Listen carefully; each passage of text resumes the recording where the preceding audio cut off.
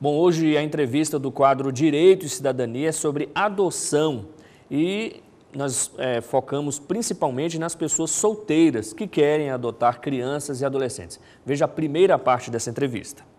Olá, meu nome é Gine Alberta Quinjo, sou advogada, professora e coordenadora do Núcleo de Prática Jurídica de uma das faculdades Teixeira de Freitas, especialista em Direito de Família. Hoje nós trataremos sobre o Instituto da Adoção. A adoção no direito de família é uma modalidade de vincular um parentesco civil de alguém ao seu adotante. O parentesco civil pela adoção se dá com o ajuizamento de uma ação, chamada ação de adoção. Os pais, então, que são os pais biológicos dessa criança, eles passam, a partir do momento em que os adotantes, aqueles que querem o vínculo de parentesco com a criança, esses pais passam a ter a extinção da sua relação de parentesco e o vínculo com o sanguíneo, ele permanece, mas não há nenhum tipo de consequência jurídica para esse pai ou mãe que perde a relação de parentesco com o filho a partir da adoção. Então, com a sentença de adoção, haverá a destituição do poder familiar dos pais biológicos para com a criança que será adotada. E nasce, então, o parentesco civil, porque não é biológico, entre os adotantes ou o adotante com a criança. As modalidades de adoção, então, são as seguintes. A adoção ela pode ser unilateral, feita por uma pessoa solteira, que não foi casada, ou que é viúva, ou que é divorciada e tem interesse em ter um filho. Então, essa pessoa se dirige à vara da infância e juventude, se cadastra, a partir da autorização deste cadastro, que é apenas o juiz da infância que pode fazê-lo, haverá, então, a vinculação desse novo parentesco entre as pessoas. O que nós temos, então?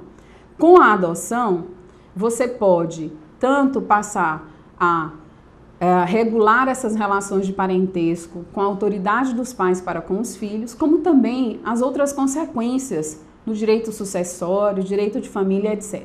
Então, como dito, a adoção ela pode ser unilateral ou conjunta. A adoção conjunta pode acontecer por um casal numa relação de casamento ou numa relação de união estável. Outra modalidade de adoção é a adoção internacional, que agora, a partir da nova lei de adoção, existem regras muito mais difíceis. Inclusive, os brasileiros que moram no exterior, eles também, para adotarem crianças brasileiras, precisam se submeter a este novo procedimento da adoção internacional.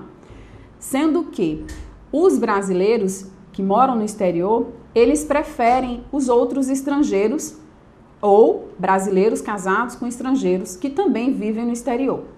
Esse tipo de adoção internacional exige um estágio de convivência. No Brasil, se a criança, a depender da idade e se ela já tem um vínculo de proximidade, pode ser dispensado o estágio de convivência. Importante ressaltar que nas relações de parentesco, que nós chamamos de família extensa, é dispensado o cadastro junto à vara da infância. O que quer dizer isso? Se você tem, por exemplo, uma criança que perdeu os pais, ou que esses pais perderam o poder familiar, os parentes próximos podem adotar a criança.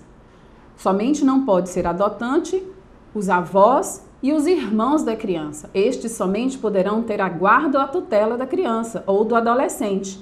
Mas os tios, os primos, podem sim adotar os seus parentes. E aí essas pessoas farão a adoção na vara da família, porque são chamados então de membros ou pertencentes à família extensa. Não mais é necessário que estas pessoas se submetam ao cadastro.